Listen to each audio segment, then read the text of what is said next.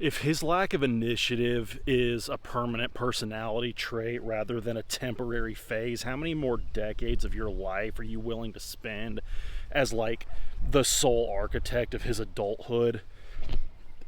This likely began when you decided that your competence could cover for his passivity.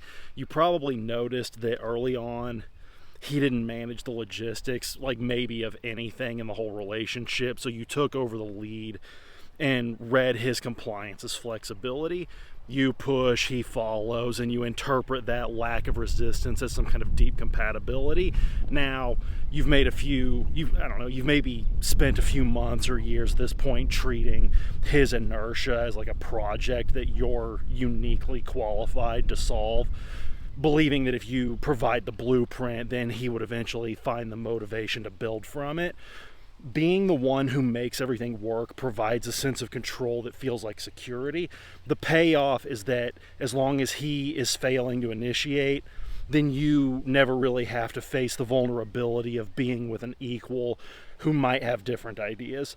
You can tell yourself all you want that you're being supportive, but the inevitable result here is you get stuck using his helplessness to protect yourself from the risk of a partnership that you can't manage.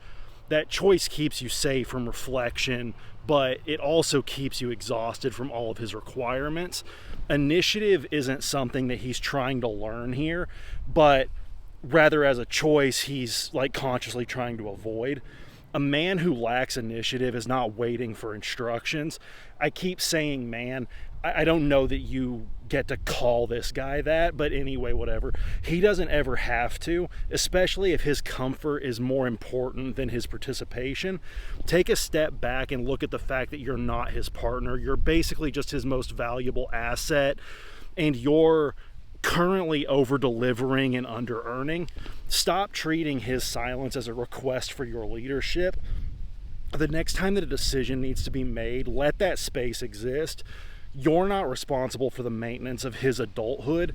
If the relationship collapses when you stop managing it, you haven't lost a partnership. You've simply stopped subsidizing a lifestyle for someone who was never interested in building one in the first place. Take the time today to think about this. What does the hard version of this relationship give you that the easy version never could?